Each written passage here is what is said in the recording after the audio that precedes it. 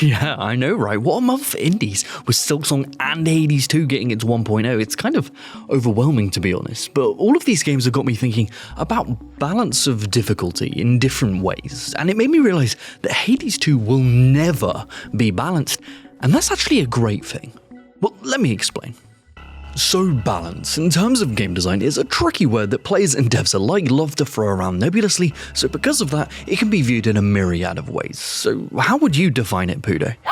Something would be unbalanced if it was too powerful or too weak. Well, yes, in relation to the game's already established status quo, and because of this, a lot of people use the word balance when referring to multiplayer games, since they understandably want the playing field to be level so skill is the only factor to be considered. As we've explored in depth in my episode with Mortdog, this is never an easy feat, but through all of their complaints, players are just hoping for consistency and fairness. And this extends into single-player games as well. The goal is to create a core experience that is consistent for a variety of players of differing skill levels, and this consistency allows them to understand and overcome the challenges presented. But interestingly enough, this is the complete opposite of what makes roguelikes tick. They don't need to be balanced in a traditional sense, which is an opinion I share with Anthony Gianovetti, creator of Slay the Spire. I first heard him mention this while he was on the Game Design Roundtable podcast. Insane power levels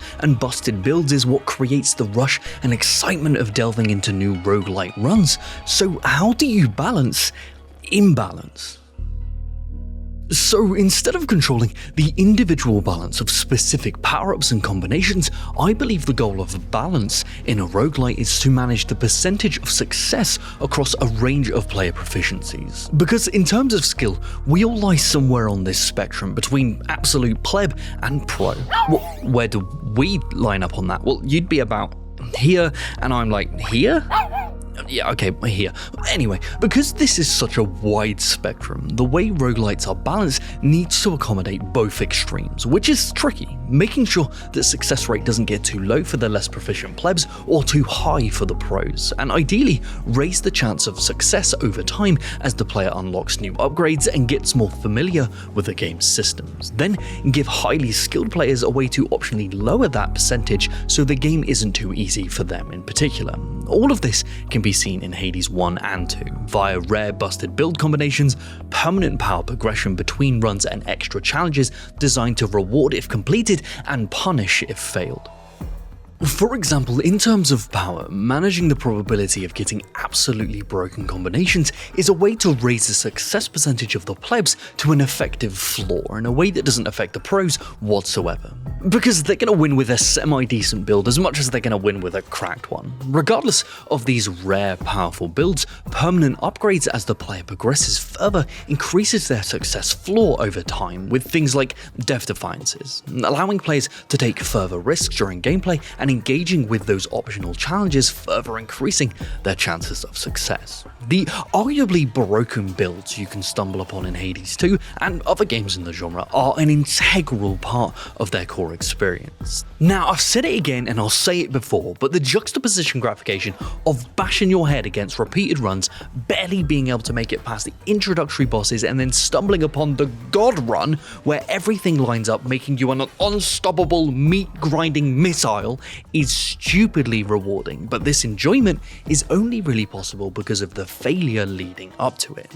Developers aren't managing the power level of those individual god buffs per se, but the percentage chance of them showing up in combination with one another so that doesn't become the new status quo and inadvertently ruin the early enjoyment of the game. Because outright failure is also an important part of this genre's formula. For one, it's healthy to have peaks and valleys in game time, not just mentally, but also for progression. It allows players to learn what works for them in regards to specific weapons, builds, or strategic approaches, but also gives the devs space to deliver bespoke narrative moments for these repeated failures, and then further reward the player for engaging with that narrative by allowing them to target specific rewards in future runs, increasing their chance of succeeding. So overall, it's more about percentages rather than outright balance of abilities, and managing those percentages is super important because you don't want situations where the player can't even succeed via perfect play just because they got dog water options from RNGesus. Which is doubly important in a game like Slay the Spire where its endgame is all about winning consistently. The solution to this is persistent rewards and permanent power-ups to dramatically boost the success percentage the more the player plays the game. This is why, in my opinion, roguelites have increased in popularity over the years compared to roguelikes, as their players tend to be held to the whim of random percent chances rather than being able to stack the odds in their favour based on clever play adjustments or permanent upgrades. For a lot of players, one just feels more consistently rewarding than the other, but how you provide those upgrades can be tricky. But before we do that, why don't you permanently reward yourself by checking out today's sponsor? This video is brought to you by Once Upon a Galaxy, the collectible card battler that hooked us earlier in the year on mobile, and it's now available on Steam. From the team that helped create Magic the Gathering and Hearthstone, Galaxy is fast-paced, free-to-play and fun, which are three of the four most important Fs in the English language, and I'll let you guess what the final one is. It's fun. You'll put together a crew of iconic characters from across myth, legend, and fiction, like Lightning Man, King Deceiver, and Whale Obsessor, in the most satisfying team-up since the combination of Pizza Hut and Taco Bell in one building. Yum? Question mark? If you like your games easy to pick up but incredibly deep to master, then Once Upon a Galaxy is for you. So what are you waiting for? Head over to Steam or your mobile app store of choice to start putting your Once Upon a Galaxy crew together today. Oh, your favourite card is Hercules? Yeah, unsurprising.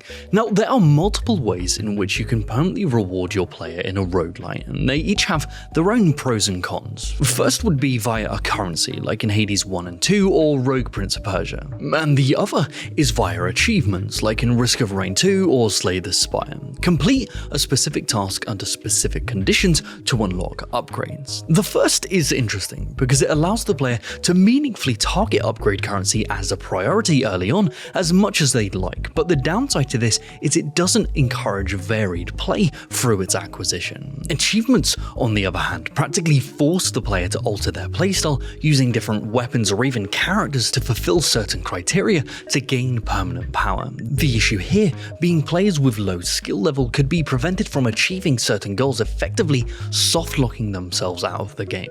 Interestingly enough, it might be a completely different genre, but survivor likes, for example, Vampire Survivors or Megabonk, operate on the exact same balance philosophy as roguelites, by gating progression and success percentages behind achievements that increase this percentage over time. Locking upgrades behind achievements also stops players having access to the truly broken combos early on, so they can better introduce new players to the overall flow of the game and then slowly add variety and absurdity at a pace dictated directly by the player's individual skill.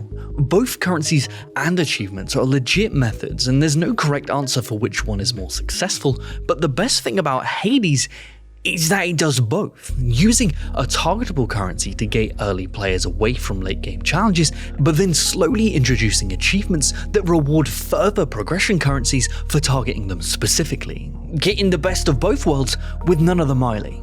And on top of that, specific weapons will be highlighted periodically to give extra currency if they're chosen, which just further encourages varied play. Oh god, this game's so good. All of this prevents players from unlocking too much too soon, which would overwhelm new players but also allow skilled players to target and immediately achieve their goals to propel them to what they find engaging, which is ultimately the endgame.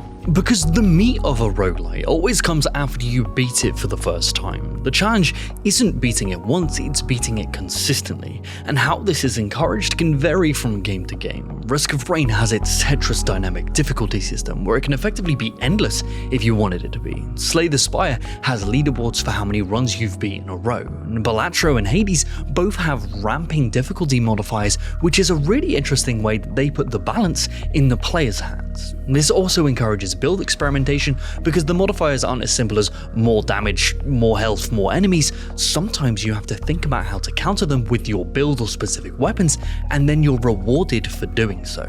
Hades 2 in general does such an amazing job of balancing the new and skilled player experiences in a way that makes encountering completely broken and imbalanced builds feel satisfying and meaningful for the full spectrum of players in the early game, and then puts the endgame balance in the player's hands so they can personally tailor that experience for themselves, so it doesn't matter how broken its combos become. They've taken something that is famous for its random RNG nature, but molded its player experience to work for anyone who plays, and then blended this so effortlessly with the unraveling narrative. Supergiant Games are truly the GOAT in this regard, and there's no question. Wait, there is one question. What do you think? Is the strategic imbalance of Hades 2 what makes it for you, or is there something else under the hood that is greasing the wheels of this monstrous engine? Let us know down below, because we'd love to discuss this with you. Lads, I just checked and I saw that you're not in the Second Wind Patreon. And can I tell you, Missy, that you are missing out? We have Patreon Hangout movie nights, we have exclusive experimental videos, and a bunch of other goodies that you could be involved in, but I guess you're too busy with, I don't know, not having thumbs. Well, yeah, that is fair. You do work here too. Okay, yeah, I'll get you added to that after this. Alright, time to say goodbye, Ludo. Alright, bye guys.